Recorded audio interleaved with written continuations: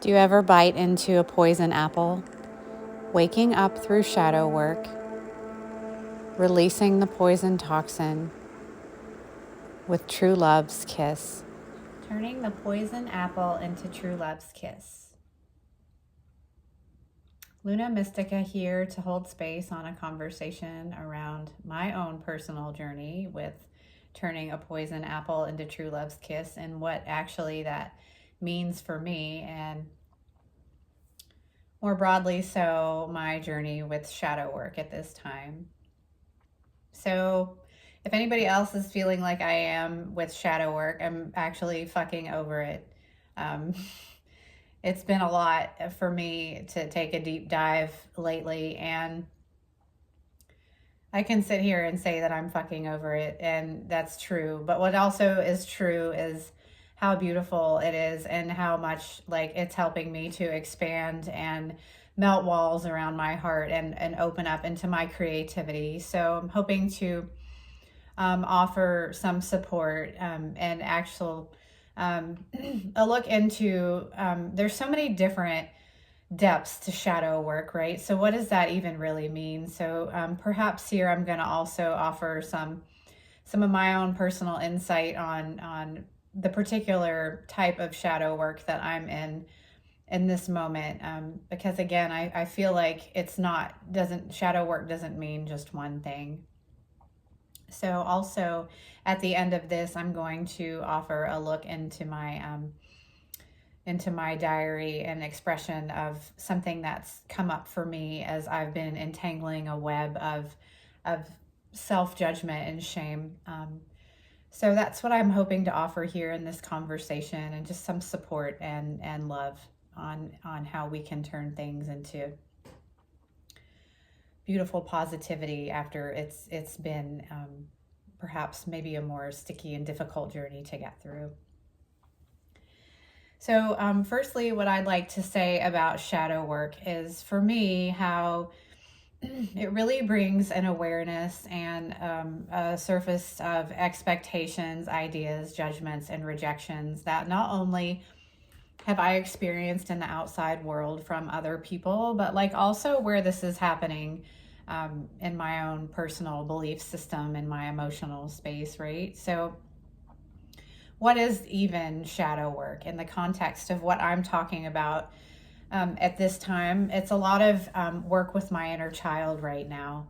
And I think that shadow work can, like, it's not just about inner child work to me. It's like also been about working with the adult versions of me too that have experienced difficulties and hardship, right? Because I think that, we're not only moving through situations and experiences in our childhood, and quite often most of us have been in some very traumatic situations, but we've also been there as an adult. And it's all interconnected, right? It is all interconnected back to the child, but how do we also give that adult version to that's actually showing up to do this work, like places to be validated and expressed? So what came to me through the realization of moving shame and judgment, which I did make a video on shame. And so what's interesting, what happens to me moving through shadow work, is that quite often I'll get to an epiphany of something, right? Like, oh, the releasing of shame, and think, oh, I've made this epiphany that all that's there and all that has to move, and that's it, now I'm done. And that's actually not valid. Like, there's more. It goes deeper than that, and it can come to us at a surprise. So the day following releasing my epiphany with shame and judgment, and again I talked more about in my shame video about like how that shows up in different ways, right? Physically, mentally, emotionally, and sexually. So what came to me after that whole epiphany was malevolence. That's what came up for me, entangled in my cobweb of shame. So for anybody who's not familiar with the term malevolence, what that means actually is having ill thoughts or wishes against another human being. And so who the fuck wants to go like say that they're having malevolent thoughts about somebody, right? Like I'm going to actually like admit in public or even to myself, firstly, that I'm actually thinking these shitty thoughts about people, right? Because I do hold myself as like an open, caring being that wouldn't like have these thoughts come up, but they're actually happening. So yes, that's there. And so there's shadow, right? It's in that emotion or that toxic energy that's coming up in my body that like I actually had to come to a hard truth of, and an acknowledgement of, yes, that's there. So what happens in this process when we can actually bring something like that to the surface is that gives us the opportunity to go deeper with it. Okay, so now this embarrassing thing has come about. Oh, I'm thinking shitty things about people. Like, what the fuck would people think about me for that? And all these things that are coming with that. What is underneath that? Like, what was at the core of the experiences with these people that I'm having these thoughts come, right? Because I don't often walk around thinking things like this about people. So again, it's that inner child, and going deeper into this situation, it was moving into, first of all, the blueprint that my parents gave me about how we handle situations that are disappointing in life, and looking at that, is that belief even true for me anymore? So again, this is that thing of coming up so that we can purge this behavior or this thought or this energy out of our body. But also deeper under that, like, who was it in my being that was affected by this? Like, what part of myself? And again, there was an inner child that was affected by this and deeply disappointed.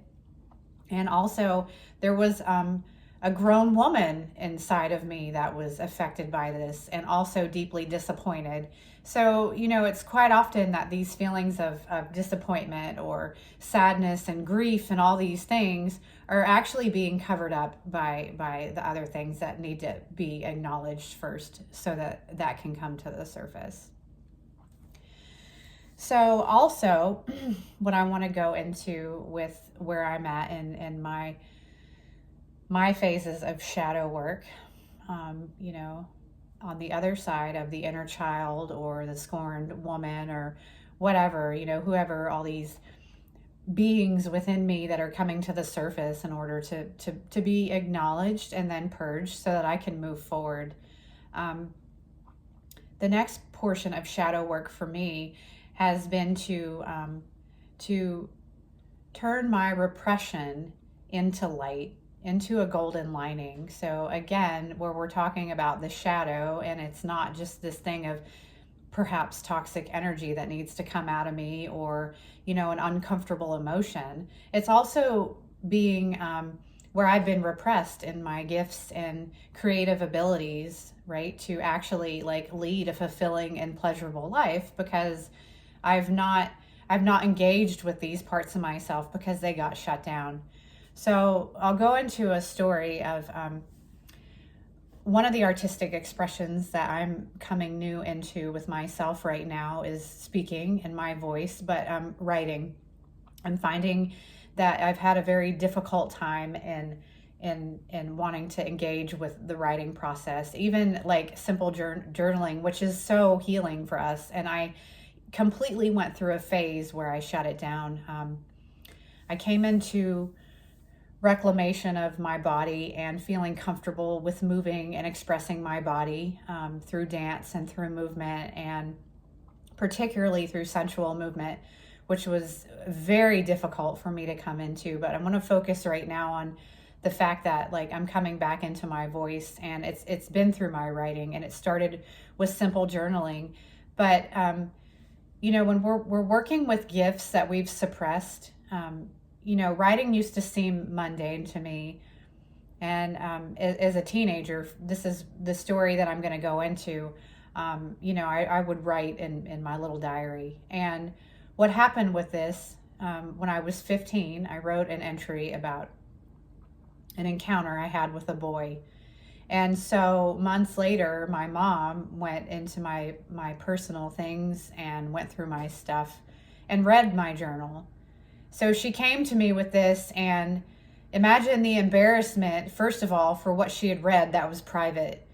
Not only was I embarrassed, but she also shamed me for this, terribly so, sexually. Like, I got taken to the church, and I had to tell, at the time I was Catholic, I had to tell the priest what I had done.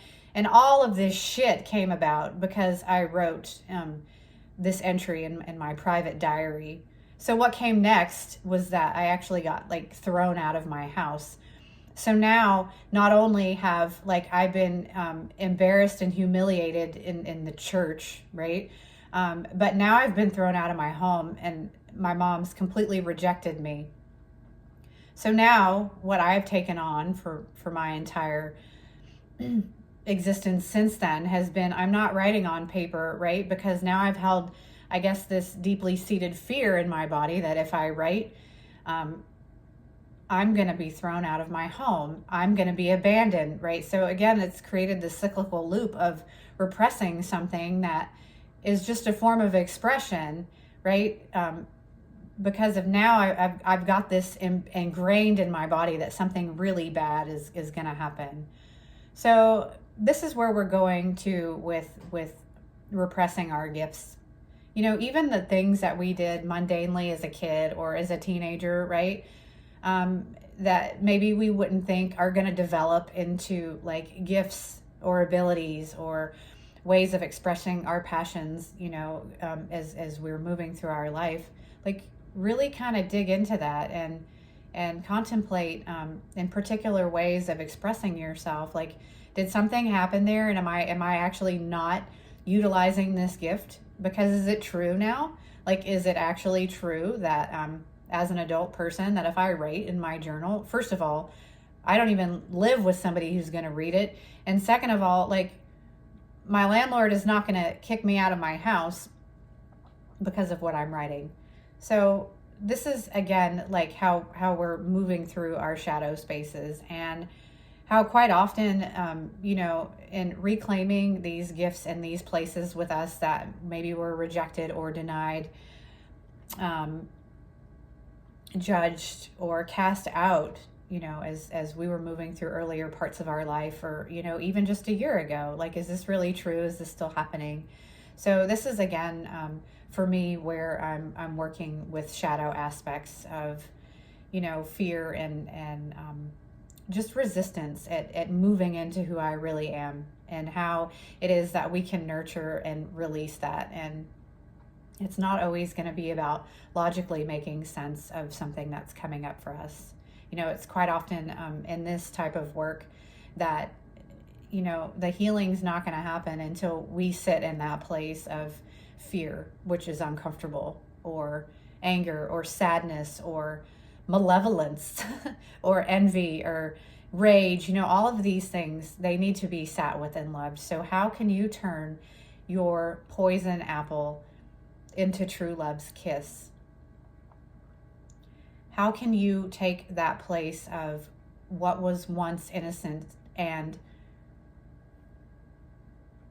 put to sleep within yourself in order to stay safe?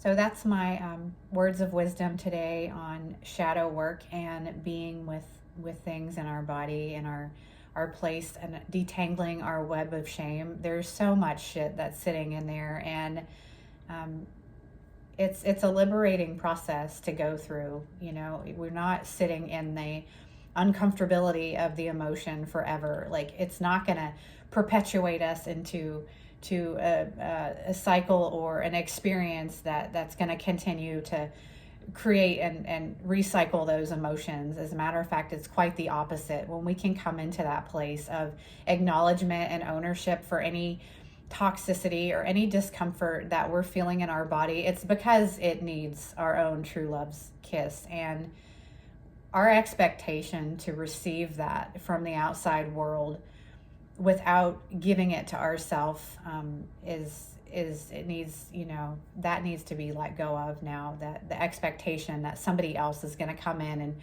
be our true love kiss and help us nurture and revive all of these parts.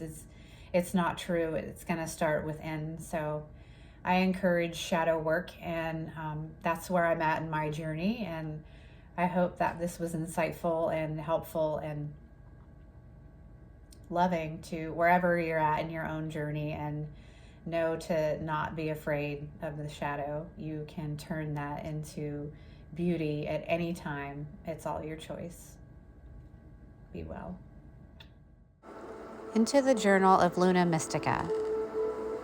I invite you now to contemplate your own word, just one word that you can turn dark into beautiful light.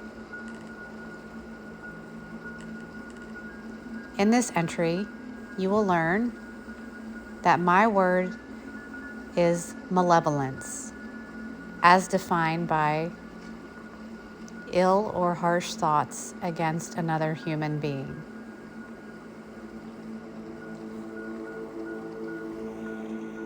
In the detanglement of shame, rising to the surface like a toxic poison, is revealed malevolence. Buried deep in a dark chest of shadows, protected by dirty little secrets. To see an old lover, the one in which she experienced so much pleasure yet so much pain. To see him with another, she holds the silent whispers of malevolent wishes in regards to what appears to be his moment of happiness. She then sees who once was a trusted sister and a friend, the girl who betrayed her heart, their bond an attempt to diminish her confidence. She sees her surrounded in love and success as she sits, feeling the pain of her own darkness surface. Malevolent thoughts casting hopes of her arise that she will be brought down to her knees, of her own silent form of suffering for the shattering pain that was endured from the betrayal of their sisterhood. To the souls that played a role in her hardships, those that took from her and disrespected her value, she sends to the universe desperate pleas for her justice, that all of these wrongdoings to her will be repaid with their own suffering and hardships to be created and enforced. Into the depths of the toxicity of her secretly kept thoughts, holding them so closely to ensure the strength of the walls of the thorns so intricately woven around her heart, lives a girl who is disappointed by all the energy exchanged with others, devastated by the sudden shock that she endured from rejection. A little girl that was imprinted upon in her upbringing that she must pay to belong here, to be loved. She must pay the hefty price of suffering. She holds the key that held her chest, a shadow of shadows so tightly gripped in her hand, and it is she who has the power to release in acknowledgement the buildup of malevolence and experience the first breath of fresh air that will alchemize a woven wall of thorns around her heart into the opening magnificent roses, fragrant with the intoxicating scent of love.